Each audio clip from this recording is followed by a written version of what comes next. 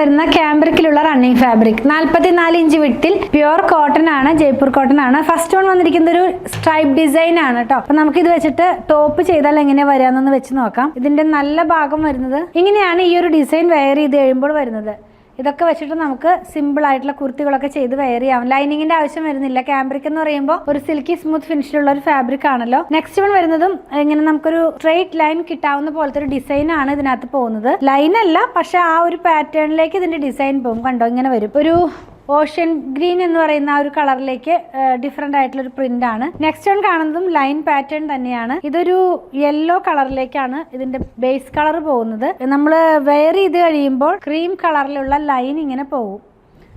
Next one വന്നിരിക്കുന്നത് blue ആണ് കേട്ടോ. ബ്ലൂവിനകത്തേക്ക് ഇത് നമ്മൾ മിക്കവാറും എപ്പോഴും കൊണ്ടുവരുന്ന ഒരു ഡിസൈൻ തന്നെയാണ്. ഒരു ലോട്ടസ് ഫ്ലവർ വിരിഞ്ഞ് നിൽക്കുന്ന പോലത്തെ ഒരു ഡിസൈൻ. വൺ സൈഡിനകത്തായിട്ട് ബോർഡർ ഇൻക്ലൂഡഡ് ആണ്. ഈ ലാസ്റ്റ് വൺ വന്നിരിക്കുന്നത് പീകോക്ക് ബ്ലൂവിന്റെ ഡാർക്ക് ടോണിലേക്ക് ബുട്ട പാറ്റേണിലുള്ള ഡിസൈൻ ആണ്. പർച്ചേസ് ചെയ്യാനായിട്ട് ഇതിൽ കൊടുത്തിട്ടുള്ള നമ്പറുമായി കോൺടാക്ട് ചെയ്യുക. കൂടുതൽ കളക്ഷൻ കണ്ട് പർച്ചേസ് ചെയ്യാൻ അങ്കമാലിയുള്ള പൂത്തുരൻസ് വിസിറ്റ് ചെയ്താൽ മതി.